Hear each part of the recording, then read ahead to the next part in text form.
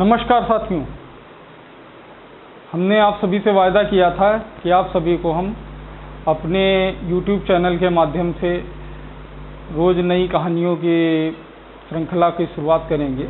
इसी श्रृंखला के अंतर्गत हम आप सभी लोगों को आज शुरुआत जो करने जा रहे हैं वो बघौली के इतिहास से करने जा रहे हैं। बघौली के इतिहास से और भीठा बाबा मंदिर का इतिहास ये यहाँ से जुड़ा हुआ है और क्या क्या इतिहास हमारे बघौली से जुड़े हुए हैं।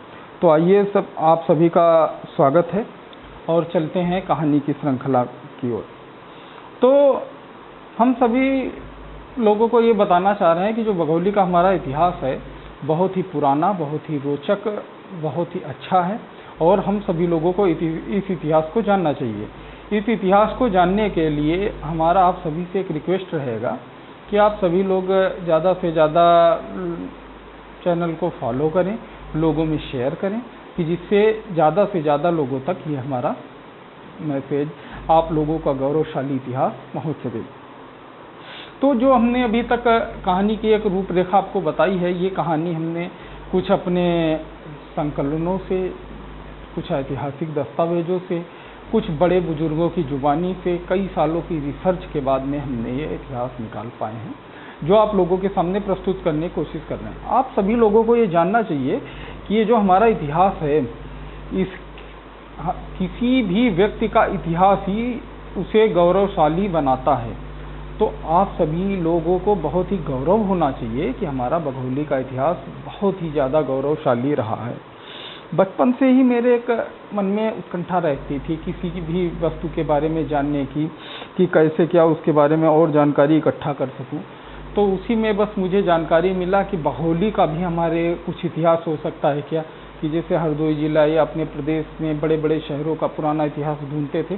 तो फिर एक आया कि हमारे बघौली का क्या इतिहास है, तो उसके बारे में आप लोगों को शुरू करने जा रहे हैं। बघौली का इतिहास है, जहाँ पर अभी बघौली कस्बा है वहाँ पर कभी बहुत बड़ी उसमें जंगल हुआ करता था, बहुत बड़े एरिया में, और जहाँ पर बाघों की संख्या बहुतायत थी, बहुत ज़्यादा बाघ यहाँ पर रहा करते थे। इसलिए इसको बाघावली कहा जाता था कि बाघों का एक क्षेत्र है, इसको बाघावली कहा जाता था। और आम जनमानस इस क्षेत्र में आने से भी डरते थे। जो क्षेत्र इधर लखीमपुर खीरी के आसपास में जिम कॉर्बेट और दुधवा नेशनल पार्क की सब में सीमित कर दिया गया, वो सभी का शुरुआत पहले यहाँ से हो जाता था। तो इसलिए यहाँ पर लोग आने से बहुत डरते थे। दिल्ली के राजा पृथ्वीराज चौहान व मोहम्मद गोरी के युद्ध के बाद जब पृथ्वीराज चौहान व मोहम्मद गोरी दोनों की मृत्यु हो गई, तब मोहम्मद गोरी की सेना बौखला गई। पृथ्वीराज चौहान और मोहम्मद गोरी का जो युद्ध हुआ, उसके बाद में वो अफ़गानिस्तान ले गया पृथ्वीराज चौहान को युद्ध के बाद में। तो वो घटना कभी और सुनाएंगे आपको। पर जब वहाँ पर पृथ्वीराज चौहान के द्वारा में मोहम्मद गोरी का वध कर दिया गया, उसके बाद में मोहम्मद गोरी की सेना बहुत बौखला गई। तो अब वो क्या करे। तो आज भी एक है कि किसी से अगर कोई इंसान चिढ़ जाता है या कुछ हो जाता है तो उसके घर परिवार इस सभी को नुकसान पहुंचाने की कोशिश करता है। इसी के अंतर्गत जो मोहम्मद गोरी की सेना थी, उसने कहा कि हम पृथ्वीराज चौहान के पूरे वंश का सर्वनाश कर देंगे। इसके लेकर के मुगल सेना गंधार से, अब अफ़गानिस्तान जो पहले गंधार था, अब अफ़गानिस्तान, वहाँ से निकल पड़ी। कहाँ के लिए? मैनपुरी के लिए, जो पृथ्वीराज चौहान का मुख्य स्थान था, वहाँ के लिए निकल पड़ी। तो पृथ्वीराज के वंश के 3 बालकों को लेकर उनके एक बहुत ही विश्वास पात्र, पहले राजा रजवाड़ों में एक बहुत ही विश्वास पात्र लोग हुआ करते थे, जो कि अगर परिवार पर, राजा महाराजाओं के परिवार में कोई संकट आता था तो उस संकट के लिए अपनी जान, अपने बच्चों की जान भी दे दिया करते थे। इसी में गोविंद लोध नाम के इंसान थे, जो पृथ्वीराज चौहान के परिवार के बहुत ही खासम खास थे। वह 3 बच्चों को लेकर के ऐसे स्थान पर के लिए निकल पड़े कि जहाँ पर इन बच्चों को सुरक्षित रखा जा सके।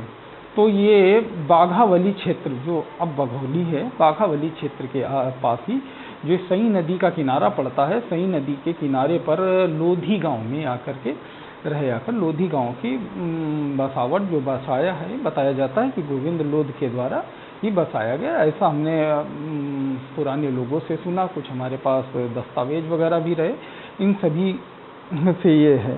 पर वो जो 3 बच्चे थे पृथ्वीराज चौहान वंश के जो क्षत्रिय बालक, वो अपने कुल देवता के बगैर कहीं भी जाने को तैयार नहीं हुए। उनका कहना था कि हम अपने बगैर कुल देवता के कहीं पर भी नहीं जाएंगे। बाकी लोग तो वहीं पर रुक गए, राजे रजवाड़े का शौक और ये सब कहाँ पर छूटने का। तो जो 3 बच्चे आ रहे थे उन्होंने कहा भाई अपने कुल देवता के सिवा नहीं जा सकते हैं। इसी को लेकर के जो चौहान लोगों के कुल देवता हैं उनका नाम है भीठा बाबा महाराज। तो उनकी मूर्ति थी मैनपुरी में, उससे मूर्ति का सर धड़ से अलग कर लिया, सर को लेकर के वो यहाँ पर आ गए। और यहाँ पर आने के बाद में उस सर को मुंडदेव बोला जाता है, भीठा बाबा का मुंडदेव, और रुंडदेव जो नीचे का धड़ है उसे रुंडदेव बोला जाता है। वो आज भी मैनपुरी में स्थापित है। और मुंड यहाँ पर बघौली के भीठा बाबा मंदिर में ला करके उन लोगों ने स्थापित किया। यहाँ पर स्थापित करने के बाद में इन लोगों का अपना धीरे धीरे कामकाज शुरू किया। भीठा बाबा में मुंडदेव की स्थापना के पश्चात गोविंद लोध ने सई नदी के आसपास अपनी छोटी मोटे सेना, और जो सबसे मुख्य कार्य होता था कि कहीं पर ये कोई राजे रजवाड़े के लोग रहते थे तो जो भी प्रजा बोल सकते हैं, अपने स्थानीय भाषा में प्रजा बोल सकते हैं, कि सारे लोग उन सभी को लोगों को भी स्थापित कराने का काम किया, आसपास के गांव में बसाने का काम शुरू किया। और ऐसे ही ये बघौली के भीठा बाबा मंदिर की स्थापना हुई। और इसके बाद में फिर आप लोगों ने एक इतिहास में एक अच्छा 7-8 में ज़रूर पढ़ा होगा, एक बिलग्राम का युद्ध हुआ था 1539 ईस्वी में। वो शेरशाह सूरी और हुमायूं के बीच हुआ था। ये बहुत ही रोचक कहानी है कि हुमायूं, आप सभी लोगों ने नाम सुना होगा, मुगलिया सल्तनत का बादशाह था। और अकबर तो उसकी एक उपाधि है, उसका मुख्य नाम था जलालुद्दीन अकबर। जो हम सभी लोग अकबर नाम से जानते हैं, उसका नाम था, मुख्य नाम जलालुद्दीन था। अकबर तो केवल उसकी एक उपाधि थी, जैसे हम लोग महात्मा गांधी को बापू कहते हैं, वैसे ही उसकी अकबर उपाधि थी, उसका मुख्य नाम नहीं था। तो 1539 में गंगा के किनारे शेरशाह सूरी ने बहुत भयंकर युद्ध में हुमायूं को पराजित किया। फिर हुमायूं ने आकर के बघौली जो बाघावली थी, यहाँ के जंगलों में आकर के आश्रय पाया। तो बाघावली के पीछे जहाँ पर भीठा बाबा महाराज का मुंडदेव स्थापित किया गया था, वहीं के पर आकर के उसने अपनी शरण पाई। और पीछे शेरशाह सूरी की गुप्तचर सेना भी लगी हुई थी।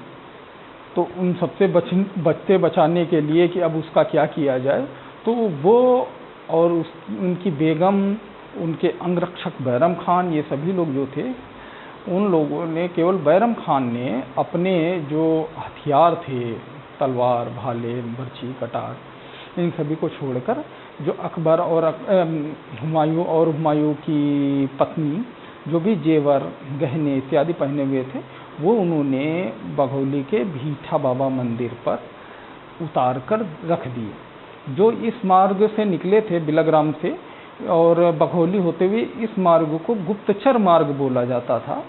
मुख्य मार्ग तो कोथावा, संडीला से होते हुए गंगा तक जाता था। उसका आगे हम आपको विस्तार से बताएंगे। तो उन्होंने जो जेवर उतारे, सब कुछ किया।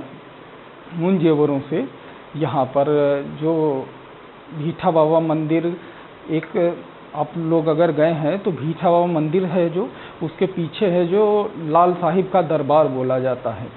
तो लाल साहिब का दरबार, जो लाल साहिब की मूर्ति है, वो लाल साहिब की मूर्ति ऐसा कहा जाता है कि हुमायूं की पत्नी के जेवरातों से बनी हुई है। उनको गलाकर या बिक्री करके, जैसे भी जो रहा, उससे बनाया गया।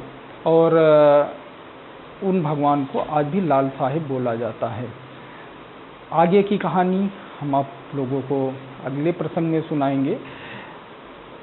हमारा आप सभी से रिक्वेस्ट रहेगा कि आप सभी लोग अधिक से अधिक लोगों को शेयर करें और हमारे पेज को लाइक करें। अगर आप फेसबुक पर देख रहे हैं तो फेसबुक को लाइक करें, अगर आप हमारे यूट्यूब पर हैं तो यूट्यूब को लाइक करें, अधिक से अधिक शेयर करें। आगे की कहानी में हम सुनाएंगे कि यहाँ से जाने के बाद अकबर का कहाँ जन्म हुआ था और हमारे अभी बघौली के गौरवशाली इतिहास में कौन कौन से गांव शामिल हैं। हमारे जो गौरवशाली इतिहास है उसमें लोधी, बघौली, गोपार, गोंडाघार, नीभी, गोपार और नीभी गांव का आगे बहुत बड़ा इतिहास आप लोगों के सामने आने वाला है। हमारी आप सभी से गुजारिश रहेगी कि आप सभी लोग हमारे इस चैनल के माध्यम से हमसे जुड़े रहें। हम आप लोगों को नित्य नई नई कहानियों के माध्यम से रूबरू करवाते रहेंगे। आप सभी लोगों को हमारे साथ जुड़ने के लिए बहुत बहुत धन्यवाद।